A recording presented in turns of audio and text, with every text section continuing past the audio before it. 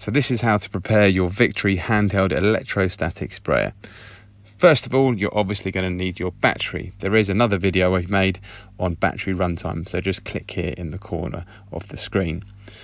You'll also need your high-level disinfectant fluids, and you may need your nozzle key if you need to change the micron settings. So take the battery off the charger and install it into the gun with a nice firm click. Next, you need to disengage the chamber by turning the wheel to the padlock sign open. Now, to fully release the chamber, use your finger on the ring pull, give it a pull, and then with the other hand pull down the tank. Now you're ready to add in your high-level disinfecting fluids up to 1 litre per chamber.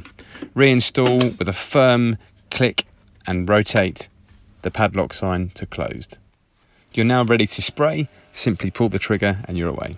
To change the micron settings, insert the key and rotate clockwise to 40, 80 or 110. There is another video on this topic, so please click here in the corner of the window to learn more about that.